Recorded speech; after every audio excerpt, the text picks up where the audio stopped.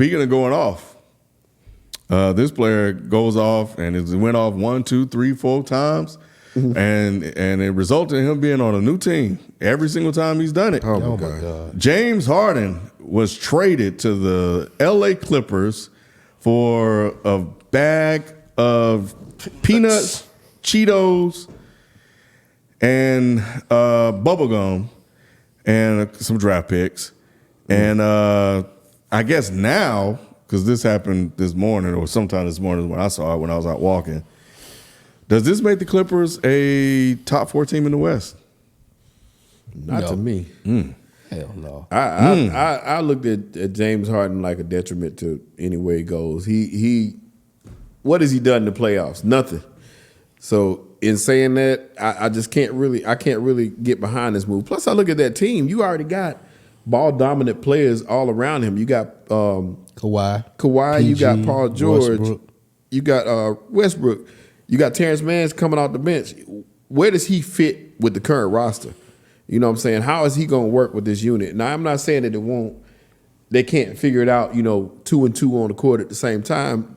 That'll be nice, but it's just overkill in my opinion. You had a nice roster. I like, and my brother said the same thing. He liked bringing in PJ Tucker. You got another player that can get down and dirty. PJ is always good to have around. 5 fouls. Yeah, he's a good 6 fouls to bring. Yeah, right. And he gonna get in somebody's head a little bit, so you can have that. But other than that, I'm just really not into giving up everything for James Harden. James Harden's just not worth it to me anymore. Yeah, I still think Phoenix is better. I still think the Nuggets are better. The Lakers are better. I don't know who the 4th team would be though. Oh, Sacramento's Sacramento, better. Yeah.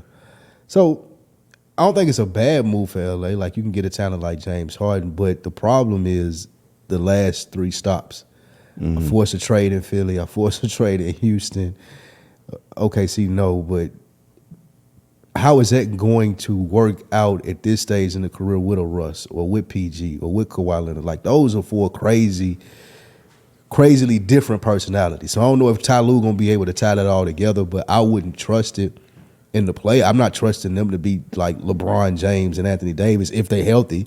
I'm not trusting them to be the Joker. It looks good on paper. I'm not as mad at Harden for forcing his way out. I mean, if you're good enough to do it and they keep doing it, then why not? Right. But yeah, it just maybe 4 years ago would have been a bigger deal. I don't know if those dudes are in the same places in their career where I look at those 4 names and be like, nah, they're going to be a team to beat. I don't even know if Kawhi Leonard, like, is he healthy? They say he is. They say he is for now. It does help him, though, if he take games off in the offseason. You got the best regular season players that you can have in James Harden and Russell Westbrook. They regular season guys. So they can get you through the 82, and if Kawhi can carry you through the playoffs, you might have something there. I mean, with the way the Nuggets playing, it look like they might Nuggets ain't go bullshit. after that damn record the Warriors got, 72 and 10. bro. The Nuggets are not bullshit. I mean, and it's looking easy, which is crazy. So it's like they figured out the code and they got it. So there's that. My thing is this.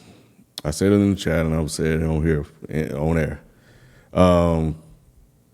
You have James Harden. You have Russell Westbrook. You have PG-13. You have Kawhi Leonard. You have 4 dudes. You have to get to the finals. You have to get to the finals. And you got a championship winning coach. They've been to the Western Conference Finals, but now it's finals a bust for them. And honestly, I'm not gonna even say they have to win it. But come on, man, you don't make this move. You didn't really give up anything to get them. Right. Like, how much help do you need? You have a super team or a used to be super team, but these guys can still go out and get buckets. Yeah. Kawhi Leonard can still put numbers on the board. PG-13 can still put numbers on the board. We've seen James Harden still gets busy when he's invested and involved. Russell Westbrook, according to Nick and Tyronn Lue and everybody else, is turned into a new man for now in the Clippers, bro. Like, nah, man. And I think if you're Ballmer, you make this move trying to win the title right now. True. Because you gave away 2 first-round picks for a guy that's toxic. Yeah. And this was in our Madden chat. Is James Harden the most toxic person in the NBA right now? He has to be. He's overtaking that role of Kyrie. Damn, I was bro. Kyrie like that. He wasn't never on no James Harden level. Yeah, he was. Oh, he was stop toxic, it, man. He was Kyrie first. I would say it's James Harden. It got to be James Harden, right? Yeah. It's like Draymond was more toxic than Kyrie. But his was just yelling at foes. He wasn't hit like, a man in his jaw. I mean, yeah, but He that's ruined one. their whole man. season. That's He ruined. once. He said they ruined his whole He did season. cuss out KD and got rid of KD. Yeah. But Yeah, still, so Draymond's a toxic one. bruh, Yeah, that ain't bad. James Harden destroying teams, bro, and GMs. And shout out to the GM in Philly. Daryl Moore. To be able to Daryl Morey to get 2 first-round picks for a guy that nobody really wanted. Right. You know, that's incredible. So, but Do y'all feel sorry for Embiid? no, absolutely No, not. I don't. Maxey Not at all. can play. Maxey, They've been. Yeah. yeah. Max- So, and you got Embiid- 2 first-round picks. Yeah, and he had opportunities. He's had opportunities to do things. He ain't been just scot free. He has had opportunities, but you could argue if he had the talent around him, if they didn't miss on Ben Simmons, if they didn't miss on Markelle Fultz, Ben Simmons if was they fine, didn't miss bro. on all of those. They only hit on Embiid though, and then they say, okay, we're gonna help you. We're gonna bring James Harden in. Didn't see how that worked. If I was Embiid, I'd be a little frustrated. It worked and didn't work, but because I mean, I wouldn't be frustrated because they had a chance to keep Jimmy Butler, Right. And I forgot you about know that, it didn't happen. I Even think more they picked, frustrated because they ran him out of town for Tobias Harris, like you said. I I would be pissed if I was Embiid. Yeah, I know. I never agree with that Tobias Harris trade, but I don't feel bad for Embiid. Embiid, they've had chances to win series. Yeah. And there were games where he didn't show up. They had a chance last year to win that series. I remember in Game 7, did Embiid show up like that? Nope. You know, we talking about the MVP. You got a chance to win that series and go on. So, no, I don't feel bad for him. No. You had everything you need. We know James Harden wasn't going to show up in that game. Right. But that was a winnable game, and you didn't do anything. Nothing. And you've had a To couple sway of it your opportunities way. to do that. So, Nothing. I don't feel bad for him. I think he's proven that he is the franchise guy, and you put guys around him, he can make it happen. But Right. he has to take his game to another level when it counts the most, and he hasn't done that. Last question is that the 2 first-round picks enough to make him stay, or will you think he gonna? I think Dip Maxey is good. Well, it depends on what they do this year. Yeah. Because now this is what the team looks like without James Harden. Right. So now it's all on you. Maxey's the secondary player. You don't really have a third guy. But I mean, if you want to count Tobias, can't. fine. We can't. We but can't you, anymore. yeah, you just really can't. But he's about to come off the books soon. You got 2 first-round picks, so you just start building around him, and you got to convince him to stay and not to go to someplace like New York or wherever, you know, who could potentially get him. So, but, you know, and I don't know. He hasn't been real Giannis-like, where he's come out and be like, yeah, I love this city. I'm going to stay regardless. Mm-hmm. So, or Dame-like. But, nah, man, I think, I don't feel bad for him at all.